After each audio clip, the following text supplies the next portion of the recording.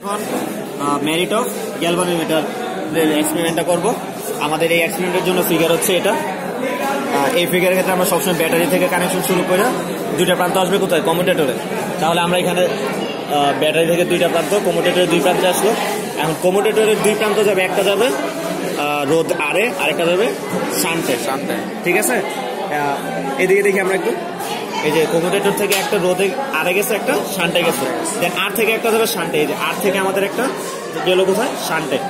দেন shunt থেকে দুটোই যাবে কি, বলিস্টিক গ্যালভানোমিটারে। এই শান্ট থেকে দুইটাই আমাদের বলিস্টিক গ্যালভানোমিটারে গেল। কানেকশন যখন আমাদের কমপ্লিট হবে তখন আমরা স্কেলের দিকে আসবো। স্কেলে এখন দেখা যাচ্ছে যে আলোর বিন্দুটা আমাদের জিরোতে নাই, জিরোর চেয়ে একটু বামে আছে। আমরা জিরোতে নেওয়ার জন্য স্কেলটাকে সরাবো, স্কেলটাকে সরাই আলোর বিন্দুটা জিরোতে আনবো। এখন জিরোতে আনার পরে যদি আমরা এইদিকে আমাদের কোনো রোধ তোলা নাই, এই রোধ না তোলা অবস্থায় যদি আমরা এখানে কানেকশন দিই তাহলে এই আলোটা আমাদের স্কেলের বাইরে চলে যাবে, ইনফিনিটিতে চলে যাবে। সেই জন্য আমাদের আগে এখান থেকে কিছু রোধ তুলতে হবে। আর এই আর এর ক্ষেত্রে আমাদের রোধ তুলতে হবে 10,000-এর উপরে। তাহলে আমরা আগে 10,000 তুলি, আর এখান থেকে আমরা যে কোনো একটা রোধ তুললাম, 0.1 তুললাম। 0.1 তোলার পর তারপর আমরা এখানে একটা ডিরেক্টে দিলাম, ডিরেক্ট কানেকশন দিলাম।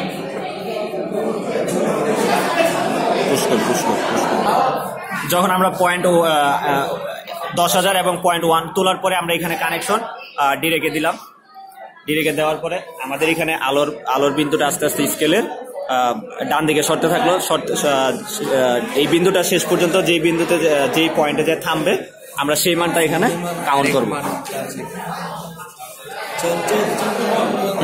সাপোজ আমরা দেখতেছি এখানে পয়েন্টটা 12তে আসে 12,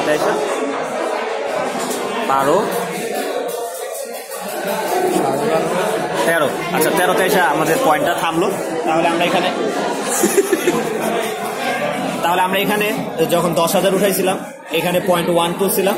তাহলে এখানে আমাদের মান আলোর বিন্দুটা এসে 12.5 থামছে। তাহলে আমরা এখানে 12.5 লিখবো।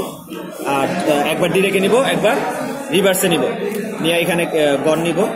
এই একই প্রসেসে এখান থেকে যখন 10,000 তুলে মান নিচ্ছে, এরপর আমরা 1,000 বাড়াইলাম, 11,000 তুললাম।